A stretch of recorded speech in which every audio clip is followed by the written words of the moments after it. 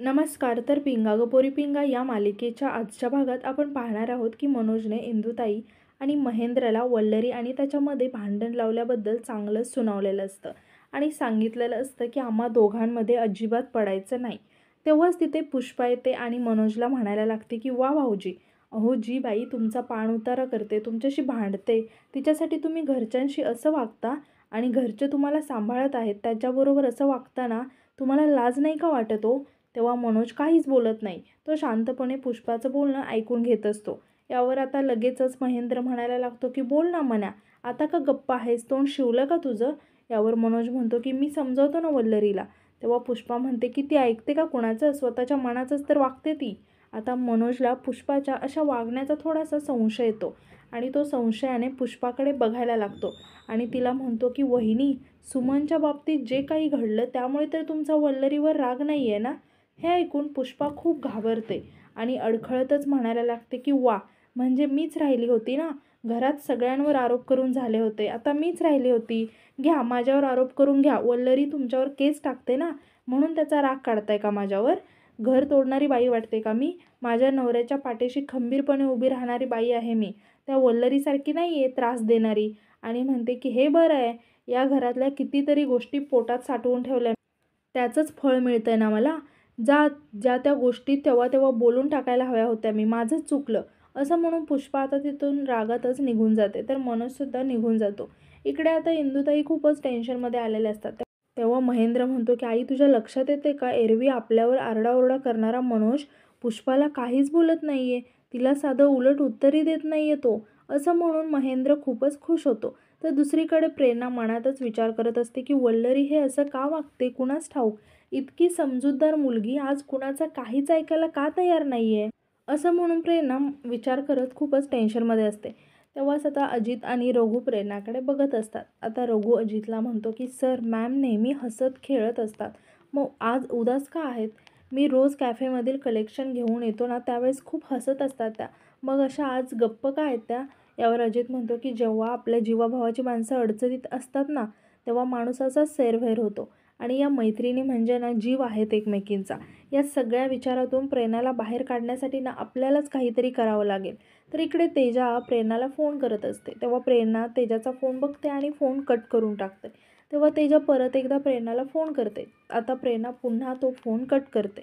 तेव्हा तेजा इकडे खूप शॉक होते आणि म्हणते की ही श्वेतासारखं का वागते?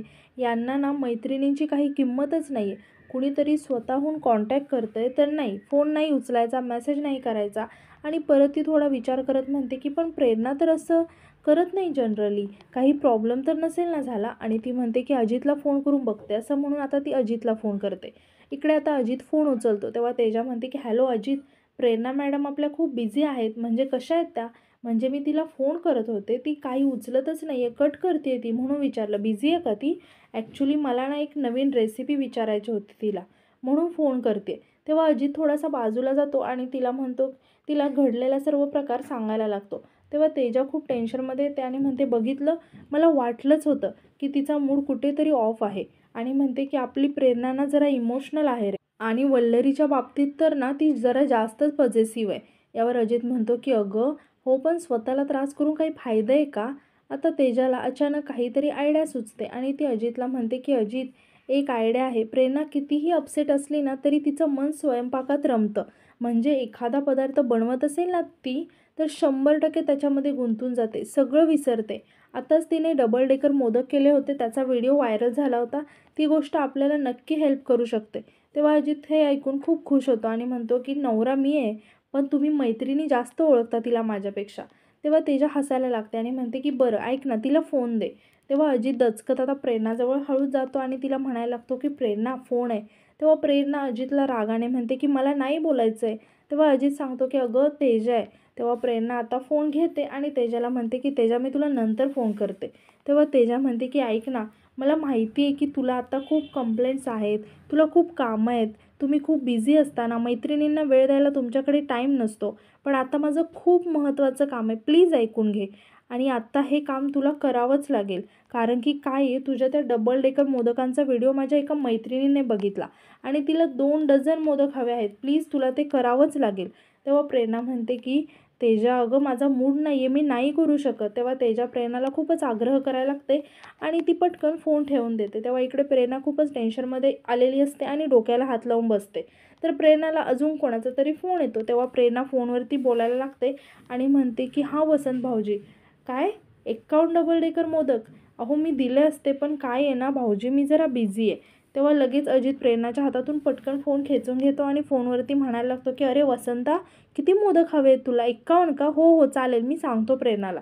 असं म्हणून अजित फोन ठेवून देतो. तेव्हा प्रेरणा अजितवर खूपच चिडते आणि म्हणते की मी सांगत होते ना त्यांना नाही म्हणून, त्यांना कशाला तू फोन ओढून घेतलास आणि हो म्हणालास? तेव्हा अजित म्हणतो की तुझ्यासाठी. तू हे ओव्हर थिंकिंग बंद करून कामामध्ये मन रमवावं ना म्हणून. प्रेरणा, तू सतत हा विचार करत बसलेली मला नाही बघवते. आणि वल्लरी खूप हुशार मुलगी आहे गं. ती तिचे प्रॉब्लेम हँडल करेल आणि काही गरज पडली ना तर आपण आहोतच ना मित्र म्हणून. पण तू अशी उदास नको ना राहू गं. तेव्हा प्रेरणा अजितला म्हणते की अजित, किती समजून घेतो रे तू मला.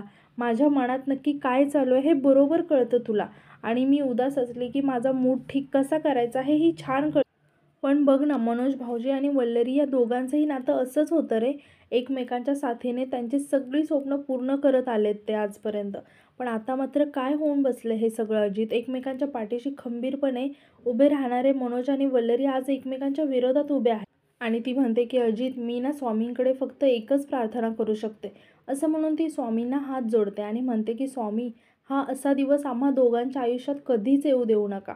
आणि मनोज भाऊजी आणि वल्लरीमध्ये जो दुरावा निर्माण झालाय ना, तोही लवकरात लवकर मिटावा. कारण आम्हाला त्यांना आधीसारखं पाहायचं आहे, पुन्हा एकदा एकत्र.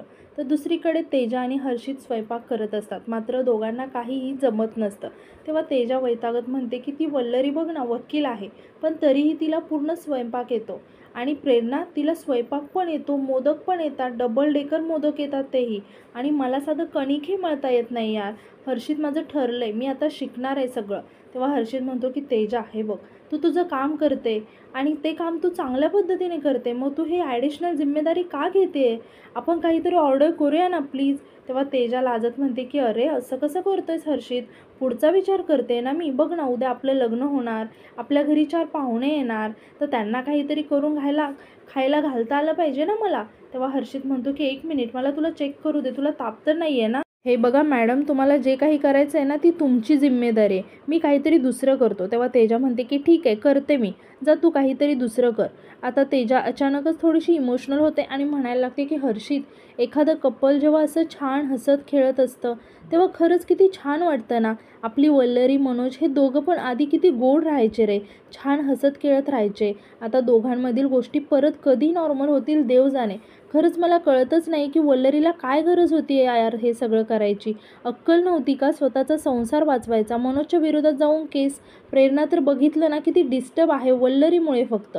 तेव्हा हर्षित म्हणतो की तेजा, मी तुझी काळजी समजू शकतो, पण तू सांग, जर या केसमध्ये मनोज इन्वॉल्व नसता तर तुम्ही मैत्रिणींनी वल्लरीला सपोर्ट केला असता ना. तिची 25वी केस तिने जिंकावी म्हणून देवाकडे प्रार्थना केली असती. तेव्हा तेजा म्हणते की हे बघ, आपल्या माणसांचा विषय येतो ना तेव्हा काही गोष्टी सोडून द्यायच्या असतात. यावर हर्षित म्हणतो की अगं पण वल्लरीताई तिची तत्त्व कशी सोडू शकेल, याचा विचार केलाय का तू? यावर तेजा म्हणते की म्हणजे तुला पण वल्लरीच बरोबर आहे असं वाटतं का? तेव्हा हर्षित म्हणतो की मी जेव्हा पहिल्यांदा या केसबद्दल ऐकलं ना तेव्हा मला मनोजसाठी वाईट वाटलं. वल्लरीताईंचा राग पण आला, पण वल्लरीताई तिच्या तत्वांसाठी लढते, त्यामुळे मला असं वाटतं की या केसच्या बाबतीत वल्लरीताई बरोबर आहे. तेव्हा तेजा म्हणते की जाऊ दे ना हर्षित, मला हा विषय काढून आपला मूड खराब नाही करायचा आहे. असं म्हणून ते दोघेही परत स्वयंपाक करायला लागतात. तर दुसरीकडे वल्लरी ऑफिसला जाण्यासाठी निघालेली असते आणि मनोजही तिथेच असतो. मात्र दोघेही एकमेकांशी बोलत नसतात.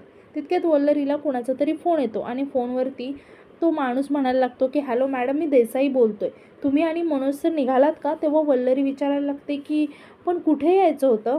तेव्हा तो माणूस म्हणतो की अहो असं काय करताय, मी मागच्या महिन्यात तुम्हाला म्हटलं होतं ना की आमच्या निराधार महिला आश्रमात कार्यक्रम आहे आणि तुम्हाला आणि सरांना चीफ गेस्ट म्हणून यायचं आहे. तेव्हा वल्लरीच्या पटकन लक्षात येतं आणि वल्लरी म्हणायला लागते की अहो मिस्टर देसाई, सॉरी, एक प्रॉब्लेम झाला आहे, आम्ही आज नाही आश्रमात येऊ शकणार, खरंच शक्य नाही आहे आम्हाला येणं. तेव्हा ते म्हणायला लागतात की काय हो मॅडम, तुम्ही असं आयत्या वेळी कॅन्सल नाही करू शकत प्लीज.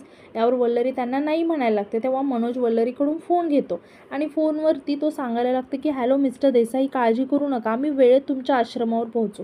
तेव्हा वल्लरी मनोजला म्हणते की अहो हे काय कमिट करताय तुम्ही, आपण कसे जाणार आहोत आश्रमात. तेव्हा मनोज म्हणतो की आपण त्यांच्या आश्रमात पोहोचणार ही कमिटमेंट आपण खूप आधी दिली होती आणि आत्ता जी काही परिस्थिती आहे ना ती तुझ्यामुळे आहे, त्यामुळे तिथे जाण्यापासून आपण माघार नाही घेऊ शकत. तेव्हा हे ऐकून वल्लरीला थोडंसं वाईट वाटतं आणि ती मनोजला म्हणते की या सगळ्या सिच्युएशनसाठी तुम्ही मला ब्लेम करताय, पण मी तरी तुम्हाला काय बोलणार नाही का. आजपर्यंत मी हे ऐकलं होतं की माणूस बदलत नाही तर परिस्थिती बदलते, पण आता माझा माणूसच पूर्णपणे बदलला आहे, तर परिस्थितीला दोष देऊन काय उपयोग आहे ना. तेव्हा मनोज वैतागून म्हणतो की वल्लू, परत परत त्याच विषयावर बोलून काय उपयोग. जेव्हा आपल्याकडे काहीच नव्हतं ना तेव्हा आपण एकमेकांसोबत खंबीरपणे उभे होतो. आज सगळं आहे ना, पण आपण एकमेकांच्या विरोधात उभे आहोत. तू सांग, काही अर्थ आहे का याला. तेव्हा वल्लरी म्हणते की नाहीच आहे, कारण आजपर्यंत मी तुमची बाजू माझी बाजू असं कधी केलंच नाही. मी कायमच न्यायाच्या बाजूने उभी होते आणि असणारही आहे. न्यायाची साथ जर का कोणी सोडली असेल ना तर ते तुम्ही आहात, कारण याआधी तुमच्यासाठी सुद्धा न्याय तेवढाच महत्त्वाचा होता. आणि ती रागात म्हणते की एक प्रश्न विचारू का हो तुम्हाला. आज जर का या केसमध्ये तुम्ही इन्वॉल्व नसता तर मी एका निराधार मुलीला न्याय मिळवून देते या गोष्टीचं तुम्हाला कौतुक वाटलं नसतं का, की तेव्हाही तुम्ही मला विरोधच केला असता. वाईट कसलं वाटतं माहिती आहे का. आजपर्यंत ज्या माणसाचा हात धरून मी इथंपर्यंत पोचली आहे त्याच माणसाने माझा हात सोडला आहे आणि अगदी दुसऱ्या टोकाला जाऊन उभं राहिलं आहे. तेव्हा मनोज चिडून म्हणतो की हा विषय आपण इथेच थांबूया, आपल्या दोघांमधील प्रॉब्लेम मला जगासमोर नाही आणायचं आहे. मिस्टर देसाई आपली वाट बघत असतील, आपल्याला निघायला हवं, असं म्हणून तो तिथून जायला लागतो. तेव्हा वल्लरी त्याला म्हणते की बरोबर आहे, आपल्याला निघायला हवं, पण एक गोष्ट सांगते, उद्या जेव्हाही केस कोर्टात उभी राहील ना तेव्हा आपली पर्सनल लाईफ पब्लिक होऊन जाईल, तेव्हा काय करणार आहात तुम्ही. तेव्हा मनोज यावर काहीच बोलत नाही आणि तो तिथून निघून जातो. तर वल्लरी मात्र इकडे विचारात पडते आणि आजचा एपिसोड इथेच संपतो. तर आजचा एपिसोड तुम्हाला कसा वाटला हे कमेंटमध्ये नक्की सांगा आणि उद्याच्या नवीन एपिसोडसाठी आपल्या चॅनलला सबस्क्राईब करा. धन्यवाद.